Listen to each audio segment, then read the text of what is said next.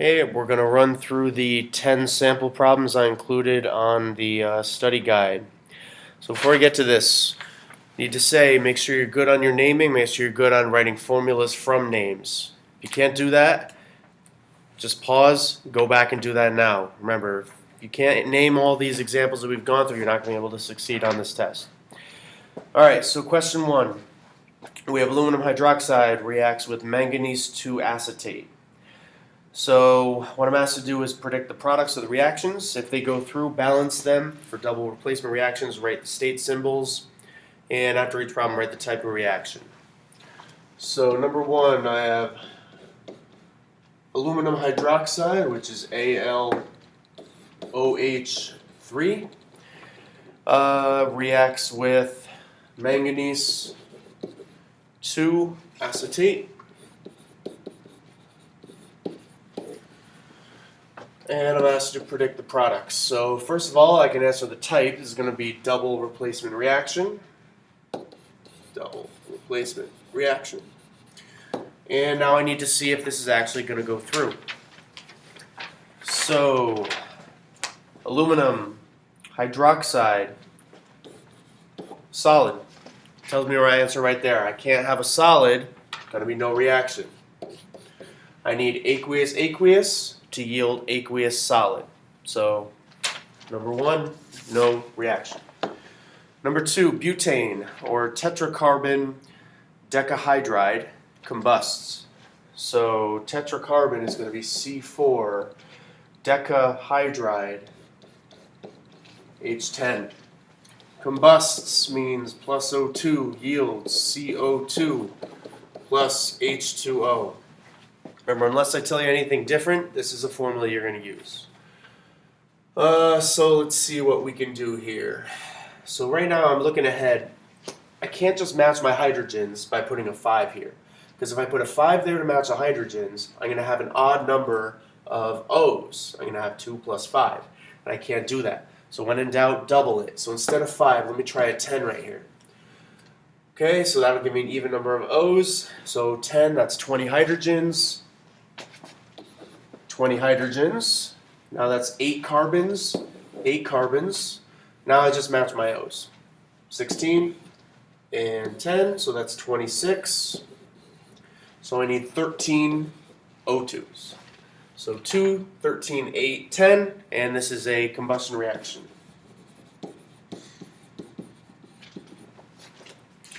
Number 3, mole problem. Okay. So, 2 moles of lead 2 nitrate are added to sufficient potassium iodide. Double replacement reaction occurs. How much potassium nitrate will I get? Okay, so to find the mole ratio, the first thing you have to do is write the balanced equation. So let me do that first. So lead 2 nitrate is PbNO3 2. And that is added to potassium iodide, Ki. So we got to find out what the products are. So let me just double check that this is going to work. So lead 2 nitrate is going to work. Nitrate is always aqueous. So let me do AQ. Potassium iodide is also aqueous. So in this double replacement reaction, the lead is going to replace the potassium. So we're going to get, now remember, since this is a lead with a charge of 2, that lead needs to maintain its charge of 2. So we're going to say Pb with a charge of 2, I2. So lead 2 iodide plus potassium nitrate. Okay, let me just make sure this works. Nitrate is always aqueous. So if you look here, nitrate, always aqueous. Lead 2 iodide is, wait a minute, lead 2 iodide. Oh, it is there right in the middle. I kept looking past it. And it's solid as I expected. So this reaction does take place. So let me look back at the problem. I have 2 moles of lead 2 nitrate. So first thing I need to do is make sure I balance this out. So let me get rid of this number here. Alright, so I need two nitrates. I have two potassiums, I have two iodines, one lead. Now it's balanced. Okay, so I need 2 moles of lead 2 nitrate. 2 moles are added to sufficient potassium iodide. So for this, we're assuming there's enough of it for this to completely react. How many moles of potassium nitrate am I going to get? So for this, we're looking for the mole ratio. So the mole ratio is the moles of this to the moles of that, which is a 1 to 2 ratio. So for every mole of PbNO3 I should get 2 moles of KNO3 out. So if I'm putting 2 moles in here, I should get 4 moles out. So the answer is 4 moles of potassium nitrate. Number 4. Gold 5 nitride breaks down over time. It's going to be fun to write. So gold 5 is Au with a charge of 5 plus. Nitride is N with a charge of 3 minus. Crisscross rule. We get Au3, N5. And the question says it breaks down over time. The only thing this could possibly be is a decomposition reaction. So it's going to produce gold plus nitrogen. But since nitrogen is one of my Brinkelhoffs, or one of my green elements, that's always going to be paired. And since gold is just a metal, when it's by itself, we just leave it as Au. Yes, so now I just have to balance this. Now I can tell since I have a 5, an odd number here, I can't just leave this. I'm going to need to put a 2 here. That gives me 10 nitrogens. 5 gives me 10 nitrogens. So now I have 6 golds, 6 golds. So that's the balanced equation, decomposition. Number 5. Steel wool. We're going to assume that's iron 3, is dunked in a beaker of nickel 1 nitrate. So nickel 1 nitrate looks like this. Nickel has a +1, nitrate has a -1. And we're adding iron with a charge of 3. Type of reaction here is going to be single replacement. We have one thing by itself trying to intrude upon a compound. So is the iron strong enough to bump the nickel is what we have to ask. So we look at our activity series. Iron is above nickel, so yes, this can go through. So when the iron bumps the nickel, we're going to get iron with a charge of 3 reacting with nitrate. So it's going to be FeNO3 3. And just so we're clear about how I got that, I'm going to have iron with a charge of 3 plus reacting with nitrate, NO3 with a charge of minus, crisscross rule. Gives me this. So it's that plus nickel. Gets bumped. Okay, this is a single replacement reaction, and let me make sure I balance this properly. So I have 3 nitrates, so I need 3 nitrates. That gives me 3 nickel, 1 iron, 1 iron. So this is now balanced.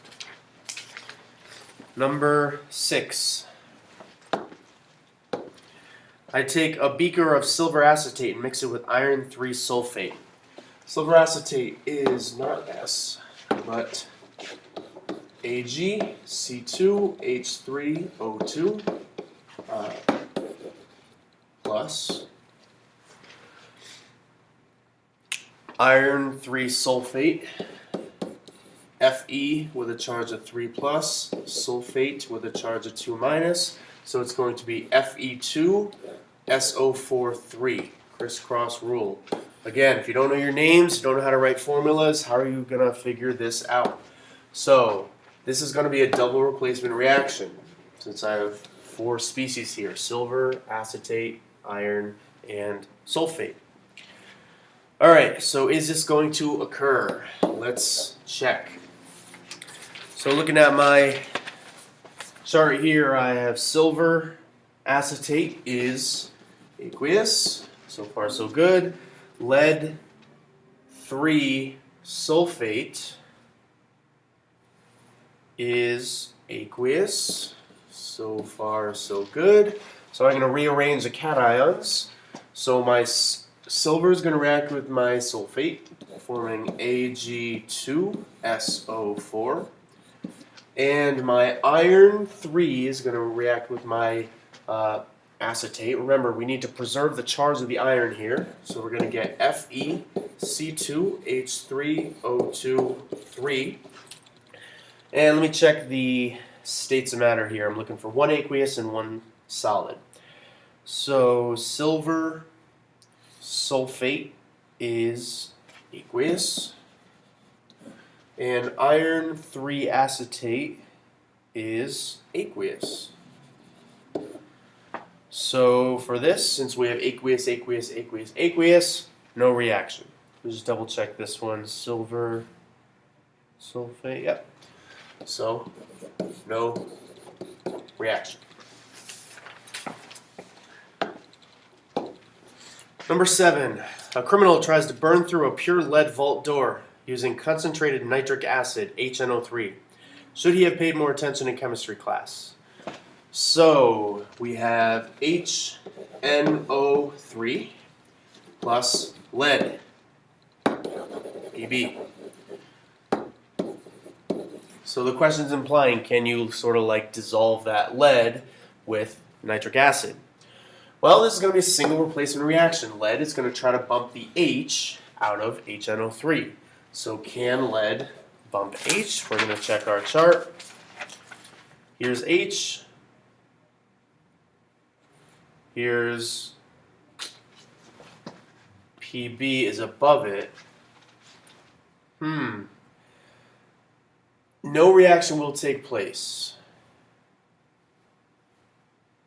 Right, it's kind of strange thinking of it this way because we generally think of adding a solid to the compound as opposed to adding the compound to the solid, but the answer is still the same. We're going to get no reaction because lead is unable to bump the H out of there. A little strangely worded, probably could have done that one a little better. Anyway, should he have paid more attention? Yes, because by pouring the nitric acid on the door, nothing's going to happen. All right. Number 8. I put a chunk of potassium on my shelf last year. I looked at it and it has turned light yellow. What happened? Well, when you leave something out in the air, it can react with pretty much two things, N2 or O2. Well, we've talked about which one of those is more reactive, and it's going to be O2. When something burns in air, it reacts with O2. It doesn't react with N2.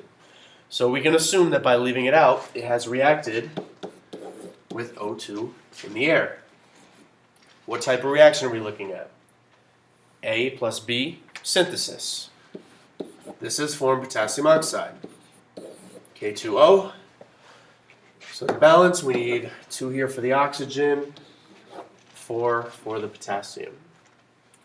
Synthesis. All right, number 9. Strontium chloride is mixed with potassium phosphate. All right. SrCl2 is mixed with potassium phosphate is K3PO4. Double replacement reaction since we have 4 components. So we need to see, is this reaction going to take place? Strontium chloride is an aqueous. Potassium phosphate is aqueous. In fact, anything potassium touches is aqueous. So this is going to take place for now. So we're going to write strontium phosphate. Now remember, strontium is 2 plus, phosphate is 3 minus, so it's going to be Sr3PO4 2 plus potassium chloride, KCl. Now I know this is absolutely going to be aqueous because it's potassium. Let me just double check that. Yep. And now, so I'm looking at strontium phosphate. Strontium phosphate is solid. So this is a successful reaction. Aqueous, aqueous, solid, aqueous. So I need to balance it. Let's see. I need two phosphates. Now I have 6 potassiums. 6 potassiums. Now I have 6 chlorines. 6 chlorines. And 3 strontiums. 3 strontiums works out. So with these, make sure I have the state symbols and its balance. This one is done. Number 10. Magnesium is added to nickel 1 oxide, producing magnesium oxide and nickel. So single replacement reaction. This is going to be a mole ratio problem, so let me start by just writing the formula. Magnesium plus nickel 1 oxide is going to be Ni2O, and that's going to produce magnesium oxide plus nickel. So without even checking the activity series, I'm going to assume that this is correct since it's given in the problem. So magnesium bumps nickel out. Question is asking, if I put 3 moles of magnesium into the solution, how many moles of nickel will I end up at the end? Assume sufficient NiO2, or Na2O. So again, I need to balance this before I start. So 1 Mg, 1 Mg, 2 nickel, 2 nickel, 1 oxygen, 1 oxygen. So this is now balanced. So if I put 3 moles in here, how many am I going to get here? Now don't look at this and say 2. Remember, we're looking for the mole ratio. So here I have 1. For every 1 mole of Mg, I should expect 2 moles of nickel. So it's doubling. If I get 3 moles in, I should get 6 moles out. So that's your answer. And for type of reaction, single replacement. Okay, so that is a study guide. If you want to write comments with any questions, I'll check before I go to bed. I could probably answer them. If not, good luck.